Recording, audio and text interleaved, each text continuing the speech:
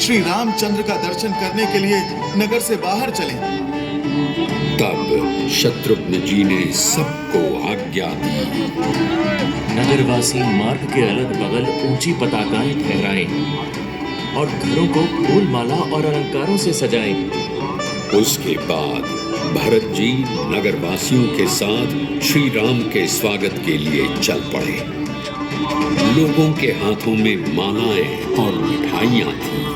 भरत जी ने सिर पर श्री राम की चरण पादुकाएं उठा रखी थीं। शंख और भेरियां बज रही थीं। बंदी जन अभिनंदन गीत गा रहे थे। कुछ पलों बाद पुष्पक विमान आ पहुंचा। नंदीग्राम का आकाश लोगों के हर्षनाद से गूंज उठा। भरत को भाव से राम निहारे, तुम सम भाई कौन प्यारे। आए भरत सन सब लोगा, कृष्ण तन सी रघुबीर दियो। जय जय राम राम राम, जय जय राम राम राम, जय जय राम राम राम, जय जय राम। जय जय राम राम राम, जय जय राम राम राम, जय जय राम राम राम, जय जय राम।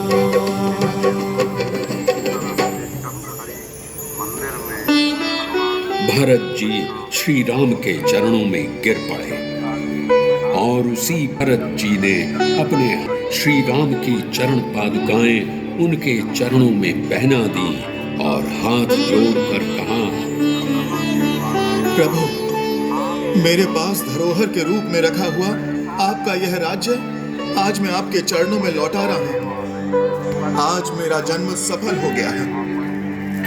श्री राम ने भरत जी को हृदय से लगा लिया।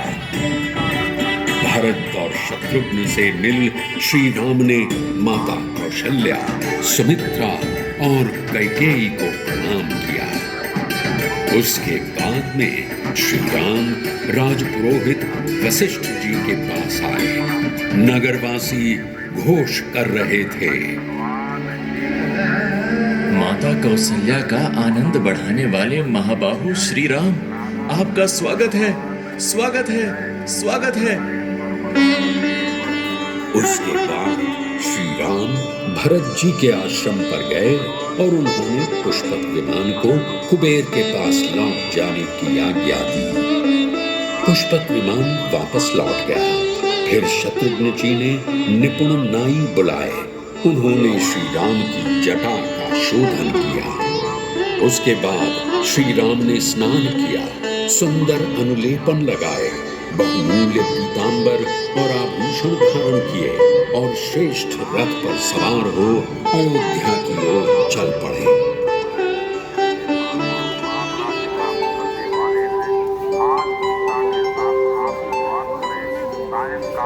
आए अयोध्या मेरे राम, आनंद नगर में छा गया। सज उठा चारों दिशा, युग राम राज का गया। मेरे राम, मेरे राम, मेरे राम, मेरे राम।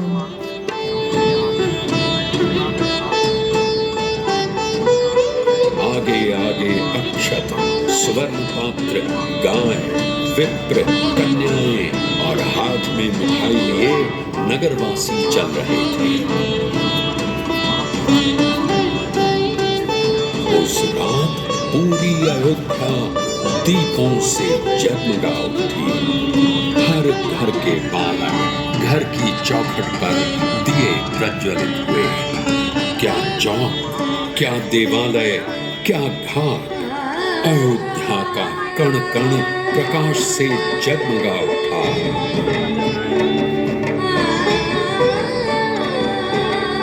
उस दिन नगरवासियों ने दीपदान कर दीपावली मनाई। श्री राम के आने से पृथ्वी प्रसन्न हुई और लोगों ने उत्सव मनाया। श्री राम के अयोध्या वापस आने पर घर घर में प्रकाश है। पर एक दिन ऐसा भी था जिस दिन अयोध्या के हर घर का दिया बुझ गया था। वो दिन था आज से 14 वर्ष पहले राम के राज्याभिषेक का दिवस। जैसे आज अयोध्या में उत्सव है, वैसे ही उस दिन भी उत्सव था। श्री राम के राज्याभिषेक की तैयारियां पूरी हो चुकी थीं, पर उस दिन ऐसी घटना घटी कि जिसने राम राज्य को 14 वर्ष के लिए वनवास दे दिया।